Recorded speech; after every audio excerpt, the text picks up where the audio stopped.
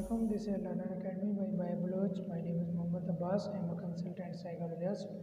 Today our topic is consumer psychology, lecture number 42. In this lecture we will discuss post-purchase dissonance and understanding in this lecture post-purchase dissonance, conditions leading to dissonance reduction, marketing implication. Second point is product disposition and alternatives, and subheadings of this point factor influencing product dispositions.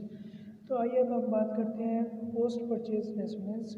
जैसा कि नाम से भी ज़ाहिर है, ख़रीदने के बाद किसी चीज़ के हवाले से मुतमईन ना होना या उस चीज़ का सूटेबल ना करना according to consumer expectations, consumer की तवक्कुआत के मुताबिक उसका मौजू ना आना। जो कंज्यूमर होता है कोई भी चीज़ ख़रीदने के बाद भी आज़ाद नहीं होता, रिलैक्स नहीं होता, बल्कि उसके जहन में मल्टीपल सवाल चल रहे होते हैं। वो अपने डिसीजन के बारे में बार बार सोच रहा होता है।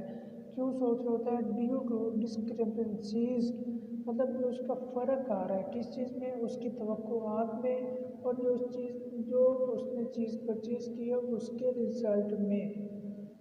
वो इस चीज़ के बारे में स्टिल आज़ाद नहीं होता, बल्कि रीथिंक कर रहा होता है। अगर हम डिसोनेंस थ्योरी की बात करें तो वो कहाँ से जनरेट हुई, उसके प्रिंसिपल्स क्या थे?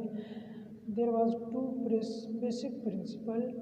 Number one, dissonance is uncomfortable and drive to the person to reduce it. कि मतलब जो गैर मौजूनियत होगी वो पर्सन को अनकंफर्टेबल कर रही होगी, कंज्यूमर को अनकंफर्टेबल करेगी और रिड्यूस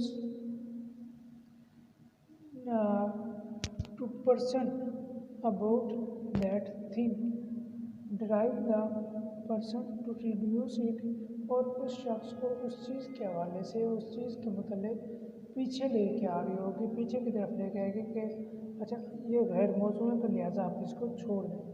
सेकंड प्रिंसिपल क्या था?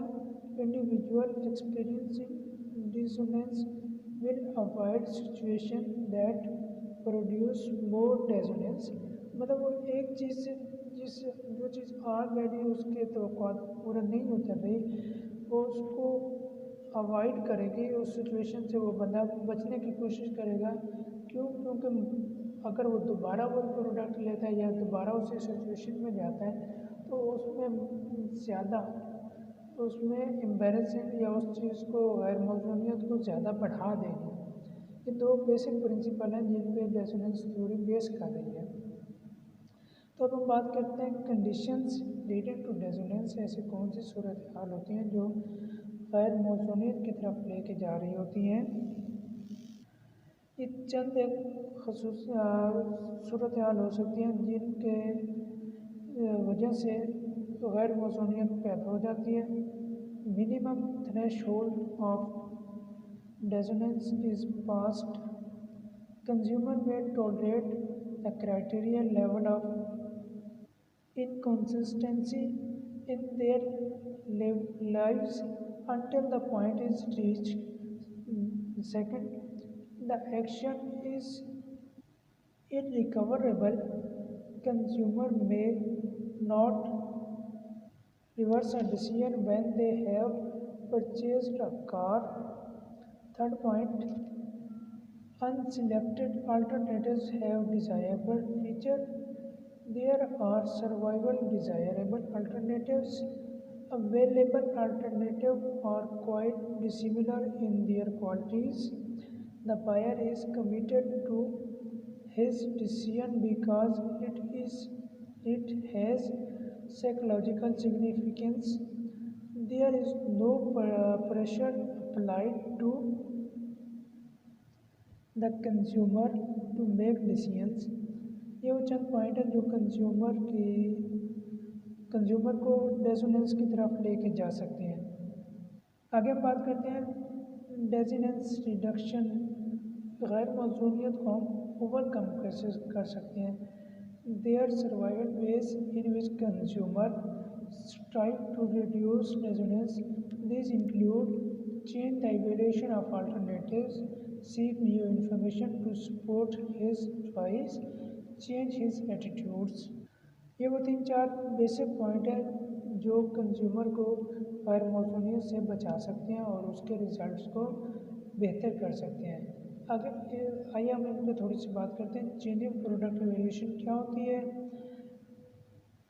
इसमें ये होता है कि कंज्यूमर को ये करना चाहिए कि मतलब जो उसने इवैल्यूएशन की है उसको री इवैल्यूएट कर ले उसके अल्टरनेटिव जो मार्केट में मौजूद है उनके हवाले से, ताकि वो अपने जो उसकी तवक्कुआत हैं उनको पूरा कर सकें जो उसने प्रोडक्ट खरीदने से पहले उससे लगाई हुई थी।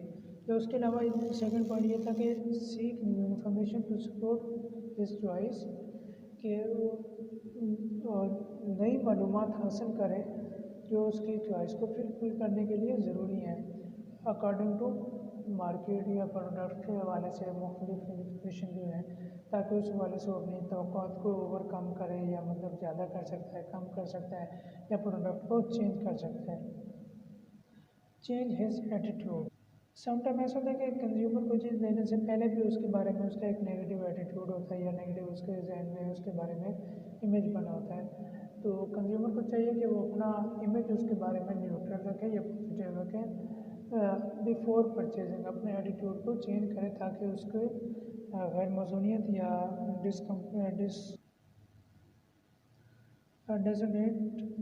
डिसोनेंस को कम कर सकें। तो अब हम बात करते हैं मार्केटिंग इम्प्लीकेशंस की। मार्केटिंग इम्प्लीकेशन में जो हमारे पास फर्स्ट पॉइंट आता है कन्फर्मिंग एक्सपेक्टेशंस, सेकंड पॉइंट हमारे पास आ जाते हैं including attitude change, third point हमारे पास आ जाता है रीइंफोर्सिंग द बायर्स। यहाँ पे हम बात करते हैं कि सबसे पहले तवक्कुआत के हवाले से उसको कंफर्म कर लिया जाए कि कंज्यूमर की तवक्कुआत क्या है और फिर उसके बाद आप कंज्यूमर को बताया जाए कि अच्छा आप ये तवक्कुआत हैं लेकिन जो प्रोडक्ट है ये इस तरीके से काम करेगी या आपकी तवक्कुआत पे पूरा आ सकती है या नहीं आ सकती। उसके बाद कंज्यूमर को एटीट्यूड के हवाले से गाइड किया जाए कि आप अपना एटीट्यूड पॉजिटिव रखें, इसकी ये क्वालिटीज़ हैं तो इंशाल्लाह ये फुलफिल करेंगे। तो हम बात करते हैं इस आज के लेक्चर के सेकंड पॉइंट की, प्रोडक्ट डिसीजन अल्टरनेटिव्स। तो इसको हम एक डायग्राम के ज़रिए समझने की कोशिश करेंगे। प्रोडक्ट उसमें हमारे पास अगर हम सेकंड पे बात करें तो keep it, get rid of it permanently, get rid of it temporary. Keep it में क्या होगा, अगर तो प्रोडक्ट उसके मतलब अकॉर्डिंग टू एक्सपेक्टेशंस है और उसके तवक्कुआत को पूरा कर रही है तो यूज़र कंज्यूमर क्या कर रहा होगा, इसको यूज़ कर रहा होगा ओरिजिनल पर्पस के लिए और देन इसको कन्वर्ट करेगा न्यू पर्पस के लिए और देन इसको स्टोर कर लेगा। Get rid of it permanently. अगर ये उसके पर्पस को फुलफिल नहीं कर रही तो देन वो क्या करेगा, तो इसको परमानेंटली ड्रॉप कर देगा। थ्रू इट अवे, या तो इससे बिल्कुल अवे हो जाएगा। गिव इट अवे, ट्रेड, या तो इसकी तिजारत कर लेगा और किसी को रीसेल कर देगा। सेल, या तो इसको डायरेक्ट कंज्यूमर को सेल कर देगा। Sell it direct to consumer through the middleman, मतलब अपना दरमियान में एजेंट वगैरह के ज़रिए किसी को आगे सेल कर देगा। और गेट राइड इट टेम्परेली, अगर उसकी सेटिस्फेक्शन किसी हद तक है और कंज्यूमर सोचता है कि ठीक है अभी तो मैं इसको रखता हूँ तो बाद में इसको इस्तेमाल कर लूँगा, या उसका फिर ये होगा कि वो उसको रेंट पे दे देगा या लोन पे किसी को मतलब इंस्टॉलमेंट में दे देगा। तो इस तरीके से कंज्यूमर क्या कर रहा होता है, उसके अल्टरनेट तलाश कर रहा होता है उस चीज़ के, उस प्रोडक्ट के जो उसने परचेज़ करनी होती है या उसने परचेज़ कर ली होती है, या तो उसको रीसेल कर देता है या उसको बिल्कुल छोड़ देता है या उसको कंटिन्यू रखता है या उसको अपने पास सेव रख लेता है। तो ये हमारे पास एक डायग्राम है जिसमें उस राइटर ने ट्राई किया कि समझाने की कि अल्टरनेटिव को किस तरह से हम यूज़ कर सकते हैं प्रीडिस्पोजिशन के लिए। तो आगे हम बात करते हैं फैक्टर्स पे। कौन से ऐसे फैक्टर्स हैं जो इन्फ्लुएंस प्रोडक्ट डिस्पोजिशन के डिस्पोजिशन को इन्फ्लुएंस कर रहे होते हैं या उसकी जो उसकी वैल्यू को डैमेज कर रहे होते हैं। तो इसमें हमारे पास नंबर 1 पे आता है psychological decision making characteristics of the decision maker, factor intrinsic of the product, factor intrinsic of the product, color, style, act वगैरह, situational factor extrinsic to the product, जिसमें हमारे पास में मसलन एक्सट्रांजिट जो फैक्टर्स होते हैं उसमें हमारे पास फाइनेंस आ गया, फैशन आ गया, इस तरह की चीज़ें आ सकती हैं। तो ये था आज का हमारा लेक्चर जिसमें हमने ट्राई किया कवर करने पोस्ट परचेज डिसीजंस की। तो इंशाल्लाह अगले लेक्चर में मिलते हैं, तब तक के लिए अल्लाह हाफिज़।